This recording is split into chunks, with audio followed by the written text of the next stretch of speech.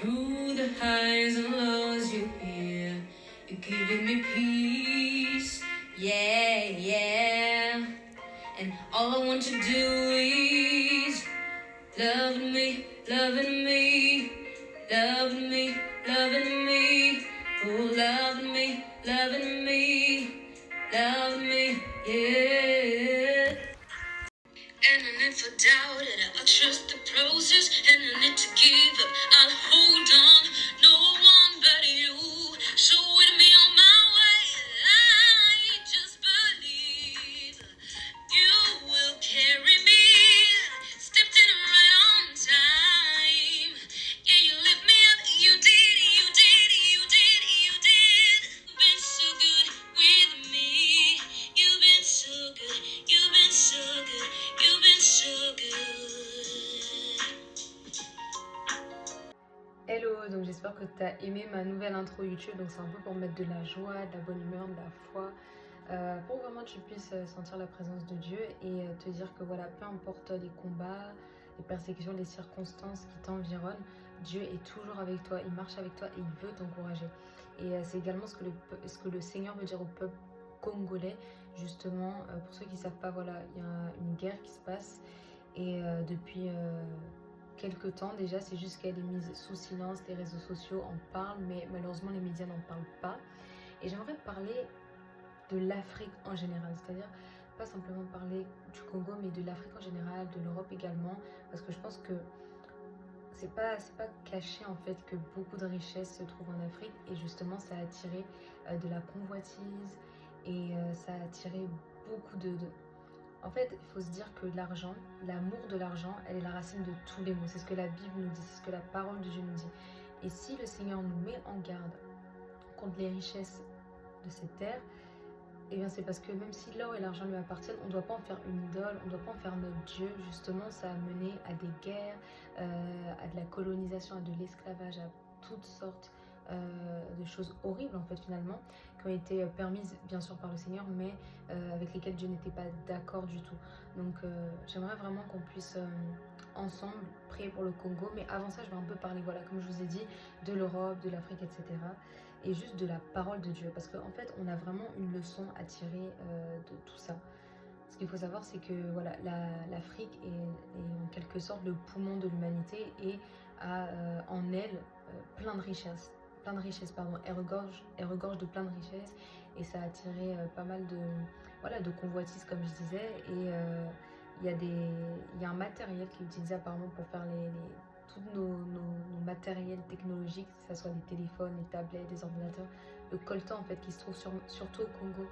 Et ça a attiré beaucoup de convoitises, et on voit justement que le Seigneur nous met en garde contre la convoitise, parce que ce qui a été apporté dans le monde, premièrement, le péché originel, c'est venu par la convoitise en fait, la convoitise de l'œil. La convoitise, c'est-à-dire tu regardes quelque chose qui ne t'appartient pas et que tu veux prendre quelque chose que tu n'as pas le droit de posséder, mais que tu veux prendre, ou que quelque chose tout simplement que quelqu'un d'autre a. Ça peut être des fois une voiture, voilà, c'est pas la tienne, mais tu la veux, etc. Et c'est aussi pour des mauvais motifs, voilà. Et c'est pour arracher. Et le diable, en fait, il est venu pour voler, égorger, détruire. Mais le Seigneur nous dit en fait que lui, il est venu donner la paix. Il est un prince de paix. Il est donné la vie en abondance. Il est venu donner la vie en abondance, pardon. Donc c'est vraiment important de pouvoir mettre en prière, voilà, peuple congolais.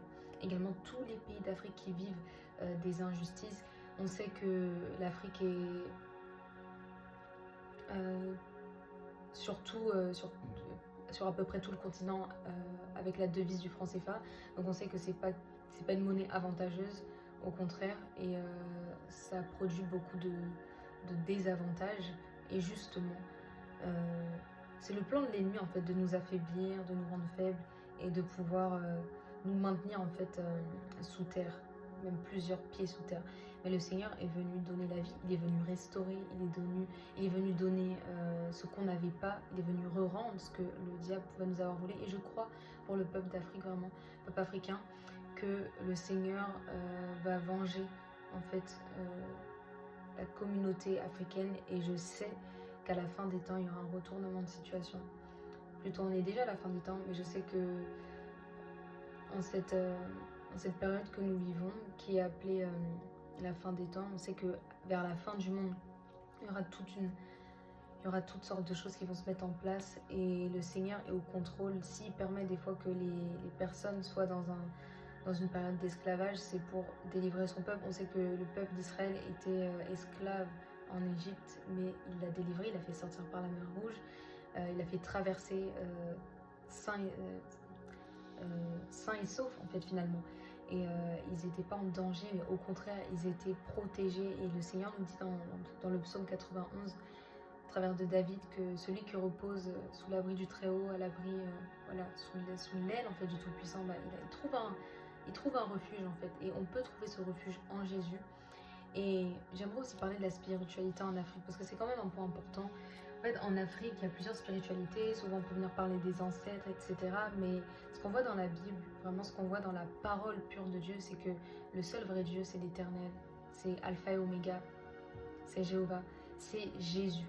Voilà, c'est Jésus. Il s'est manifesté en la personne de Jésus, de manière humaine. Et il est 100% homme, 100% Dieu. Et il nous aime d'un amour tellement saint, inconditionnel et pur qu'il ne veut pas nous voir périr.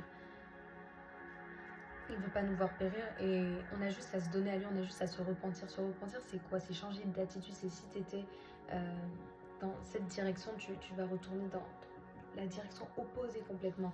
Et tu vas changer également de système de pensée, tu vas plus faire les mêmes choses, tu vas être transformé en fait. Et tu vas être une nouvelle personne. C'est une sorte de métamorphose. Donc le Seigneur a beaucoup à faire en Afrique en fait, que ce soit du point de vue financier, point de vue de la spiritualité. Le seul Dieu qui sauve, c'est Jésus. Il n'y a pas de statuette, il n'y a pas de fétiche, de vaudou qui peut sauver, mais vraiment c'est le Seigneur Jésus qui peut nous délivrer et c'est lui qui délivrera son peuple et non des statues. Amen. Ça me rappelle un passage en fait dans Actes où justement Paul et ses compagnons en fait, ils étaient pris d'assaut par les habitants de la ville, je sais plus si c'est la ville d'Éphèse, mais en tout cas c'était une ville où on adorait la déesse Artémis. Et cette déesse, en fait, elle prenait de la place tout simplement. Et le serviteur Paul, il est venu avec ses compagnons et ils ont annoncé l'évangile. Mais vu qu'ils voulaient en fait renverser les idoles qui se trouvaient là-bas et les forteresses, parce que c'est des forteresses en fait qui bloquent la vie des personnes qui nous entourent en fait. C'est pas juste des croyances comme ça, non. Quand tu crois en quelque chose, ça va apporter certaines choses dans ta vie, soit du positif ou du négatif. Et en l'occurrence là, c'est du négatif. Vu que ce n'est pas le Dieu saint qui pourvoit, mais c'est plutôt l'ennemi. Donc toute chose qui ne vient pas de Dieu vient forcément de l'ennemi et ça ne pourra pas porter de fruits en fait et ça ne pourra pas te protéger. Voilà, ça pourra agir jusqu'à un certain niveau, mais il t'en sera redemander quelque chose en retour. Et Dieu, quand il donne, c'est-à-dire sa bénédiction, elle est suivie d'aucun chagrin. Donc vraiment, je vous appelle vraiment à revoir la spiritualité, vraiment, dans le continent africain. Si tu es, je sais pas, dans ta famille et qu'ils croient tous peut-être aux ancêtres, ils croient tous en les maraboutages, la sorcellerie, etc., et bah, moi, je te propose vraiment de les évangéliser et surtout, avant ça, de prier pour eux, pour qu'ils puissent avoir un cœur ouvert et qu'ils puissent être sauvés, en fait. Ça serait tellement triste qu'ils ne soient pas sauvés et qu'ils ne connaissent pas le Seigneur Jésus-Christ parce que c'est lui seul qui redonne la vie, c'est lui seul qui ressuscite les morts. On n'a jamais entendu d'une autre personne qui ait ressuscité les morts si ce n'est Jésus-Christ. Donc c'est le Christ qui sauve, vraiment. Et si on met vraiment notre foi en Jésus, en fait, toutes les choses qui peuvent nous entourer, c'est-à-dire il y a beaucoup de problèmes, beaucoup de choses qui surviennent suite à nos croyances. Et je pense que le peuple africain aussi aurait pu éviter beaucoup de choses, beaucoup de traumatismes, beaucoup de voilà,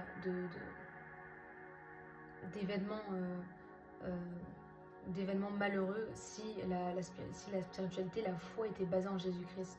Et il faut qu'il n'y ait pas des religieux, mais des personnes spirituelles, des disciples, des témoins, pas juste des personnes qui vont à l'église le dimanche, qui prient un peu, qui lisent la Bible, qui font des bonnes œuvres. Ça, le Seigneur n'en veut pas. Il cherche des personnes qui le connaissent réellement et qui se sont attachées à lui et qui lui ont donné leur vie et leur cœur et qui ne vivent plus pareil en fait. Tu peux dire que tu aimes Dieu, mais si ta vie ne reflète pas une transformation vraiment, c'est que tu n'as pas rencontré Jésus, tu ne peux pas rencontrer Jésus et rester le même. C'est-à-dire que tu ne l'as pas rencontré, tu as rencontré la religion, tu as rencontré les hommes. Et on le voit très souvent en fait. Les hommes vont te dire fais ceci, fais cela. On pourra même vous dire voilà, prosternez-vous devant tel objet, devant tel tel ou tel saint, mais c'est pas marqué dans la Bible. Ça, c'est pas dans la Bible. Et si on suit justement des discours humains, et ben on va s'éloigner du vrai Dieu, parce que les hommes vont venir rajouter et ils vont pervertir en fait la parole. Mais le Seigneur nous dit que si on ajoute ou on enlève quelque chose à la parole, finalement cette personne sera maudite. Donc je prie vraiment que le peuple africain puisse être sous la bénédiction, marcher avec le vrai Dieu, puisse être libéré du joug étranger. Vous savez, quand on laisse accès au diable, l'ennemi peut rentrer. Et là où il y a la division, l'unité ne peut pas régner. Là où il y a la division, la victoire ne peut pas régner. Donc là où il y a la division, en fait, il n'y a pas de paix. Et Jésus veut remettre la paix dans le continent africain. Il veut qu'il y ait une paix au Congo, Côte d'Ivoire, Cameroun, Bénin, Mali, Kenya, Afrique du Sud, partout. Le Seigneur veut mettre sa paix partout, aux États-Unis, en Europe, en Russie, en Chine, partout. Voilà, en Australie. Il veut vraiment se répandre et il a besoin de nous. Et il a besoin qu'on soit vraiment ancré et basé sur le roc solide de Christ. Donc on va prier ensemble pour la situation du Congo et on va prier pour l'Europe également. Parce que il ne faut pas simplement prier pour les victimes, mais aussi pour les persécuteurs. Vous savez que Jésus, lorsqu'il est mort à la croix, il a dit « Voilà, Père, pardonne-leur parce qu'ils ne savent pas ce qu'ils font. » Donc le Seigneur a pardonné les personnes qui lui ont fait du mal. Il n'a pas juste pardonné les personnes qui étaient autour de lui et qui étaient qui faisaient finalement le bien avec lui. Non, on doit pardonner tout le monde, pas juste des gens qui sont des victimes des fois, mais des persécuteurs. Donc je prie pour que le Congo puisse se relever, pour que le Congo puisse être cette nation qui révèle la gloire de Dieu, être cette nation qui rayonne de gloire, de joie, de paix et non d'amertume, que la confusion puisse s'éloigner de ce pays. Je prie que toutes les forteresses et les principautés et les esprits méchants et impurs qui rôdent et qui se sont installés, qui ont été établis dans ce pays, soient chassés au nom de Jésus-Christ. Je prie pour qu'il y ait le relèvement et le rétablissement du pays. Je prie pour les chefs d'État, Seigneur, pour les autorités que tu as placées et que tu as permis qu'ils soient au pouvoir, qu'elles puissent te donner la gloire, Seigneur, qu'elles puissent t'invoquer, t'adorer, Seigneur, et faire de toi le seul vrai Dieu, qu'ils puissent non pas se laisser distraire, non pas se laisser induire en erreur, ni pas se laisser corrompre, mais marcher dans la vérité. Seigneur, tu nous appelles à marcher par l'Esprit, tu nous appelles à te connaître et à révéler tes œuvres, Seigneur, parmi les peuples qui ne te connaissent pas, afin que ton nom ne soit pas blasphémé parmi les païens. Alors je prie, Seigneur, que tu puisses rétablir, restaurer, réparer, Seigneur, la nation du Congo, que tu puisses également permettre qu'il y ait la paix avec l'autre Congo, Seigneur, que tu puisses rassembler, Seigneur, toutes les personnes qui sont dans ce pays pour faire un, pour être dans l'unité. Je prie maintenant pour l'Europe, Seigneur. Je prie pour que là où il y avait un esprit, Seigneur, de convoitise, là où il y avait un esprit, Seigneur Jésus, de jalousie, là où il y avait un esprit, Seigneur, de vol, Seigneur, que tu puisses mettre la paix, que tu puisses mettre, Seigneur Jésus, comme une sorte de séisme, Seigneur. Tu puisses mettre une sorte de crainte dans leur cœur, Seigneur. Que tu puisses mettre, Seigneur, la bénédiction. Parce que également en Europe, nous avons des choses qui sont bonnes et que tu nous as données. Il y a des personnes qui se trouvent dans ces pays à qui tu as fait grâce et qui peuvent également faire prospérer le pays, Seigneur, à leur manière avec les richesses qui sont présentes en Europe. Je prie pour qu'ils puissent changer de cœur, que tu puisses incliner, Seigneur, leur cœur en faveur du Congo. Je prie que tu puisses remettre la paix et l'amour entre le peuple européen et le peuple africain, que tu puisses faire renouer, Seigneur, ensemble les pays qui étaient peut-être anciennement amis, lorsqu'il n'y avait pas encore toutes ces richesses et toutes ces choses. Je prie, Papa, que tu puisses restaurer la paix, que tu puisses mettre, Seigneur, un stop à toutes ces guerres qui se passent, à tous ces génocides, à toutes les choses cachées que les médias ne nous montrent pas, Seigneur, mais qui font souffrir, Seigneur, les habitants de ces pays. Je prie que tu puisses te manifester, que tu puisses couvrir de ta grâce tous les pays africains, Seigneur, que tu puisses également permettre que l'Europe soit remplie d'une crainte de Dieu, que le continent européen puisse te connaître et puisse vivre avec toi, Seigneur, des temps de repos. Au nom de Jésus-Christ, j'ai ainsi prié. Amen. Donc voilà, c'était tout pour aujourd'hui. J'espère que vous continuerez à mettre en prière vraiment l'Europe et l'Afrique. C'est super important de se sentir concerné par ce qui se passe en fait autour de nous. Et même si on ne vit pas dans ces pays, en fait, ça peut nous arriver. Ce que les autres vivent un jour, ça peut aussi venir nous tomber dessus. Et rien que par fraternité, vu qu'on est frères, êtres humains, en fait, je prie que tu puisses prier et prendre un temps vraiment chaque jour pour mettre des personnes de ta famille dans les prières. Tu puisses mettre également même tes ennemis, pas juste tes amis, mais tes ennemis, les personnes qui te veulent du mal, les personnes qui veulent mettre en retard ta destinée, les personnes qui veulent te rendre confuse, les personnes qui complotent contre toi, que tu puisses avoir ce cœur de paix, ce cœur d'amour, de partage, et que tu puisses vraiment répandre ce parfum de bonne odeur. Et si tu ne le connaissais pas, le Seigneur, et que tu tombes sur ma vidéo, c'est une occasion pour toi de prier pour un pays, pour un continent, pour ta famille, et tu verras ce que le Seigneur est capable de faire. Il est capable de rendre la vie là où il y avait la mort, il est capable de mettre la paix là où il y avait la guerre, il est capable de tout restaurer. Il n'y a rien d'impossible à Dieu. Il s'appelle Dieu, donc il est Seigneur de tout. Il est le roi de rois, il est l'Éternel des armées, et tu peux tout lui demander. Mais sache que la repentance est la clé. Si tu lui demandes pardon pour tes péchés, et si vraiment tu veux commencer une vie nouvelle avec lui, il ne s'agit pas de juste regarder les prêtres, les pasteurs et de se dire, bah en fait il y a les hommes de Dieu et il y a nous, on fait ce qu'on veut, on boit de l'alcool, on se saoule, on fume, on couche gauche-droite, etc. Non. En fait, la vie de sainteté, normalement, à la base, elle a été créée pour être dans l'ADN de tous les êtres humains. Mais à cause du péché, on s'est tous ressemblés et on est tous attirés en quelque sorte par le mal. Mais aujourd'hui, tout est possible pour toi de recommencer. Tout est possible pour toi de refaire, en fait, de refaire de choisir un autre chemin et de pouvoir réparer en fait les erreurs que tu avais fait par le passé en choisissant Jésus-Christ, en choisissant de t'attacher à lui et de faire lui ton fidèle allié. Il cherche des personnes qui sont fidèles, qui l'aiment et qui se consacrent à lui, pas simplement des personnes qui disent qu'ils l'aiment mais qui vivent toujours leur même vie et qui ne se concentrent pas sur les choses du royaume. Vraiment, si tu sais comment savoir si tu es sauvé ou si tu aimes le Seigneur, c'est si tu es toujours attaché à ce monde ou pas. Si ta volonté c'est d'aller au ciel près du Seigneur, c'est que tu es sur la bonne voie. Mais si tu es toujours attaché aux choses de ce monde, eh bien sache que cette terre va passer, mais la parole de Dieu ne passera pas. C'est pour ça que Dieu t'appelle à l'aimer, pour pouvoir un jour être avec lui à ses côtés et ne pas te perdre dans l'éternité en étant isolé et seul et loin de Dieu, parce qu'il n'y a aucun plan parfait sans Dieu. Il n'y a aucun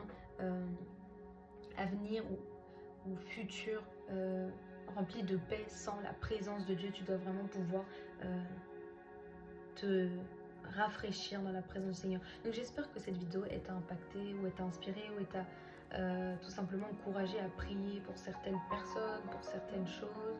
Et on se retrouve dans une nouvelle vidéo. Bye!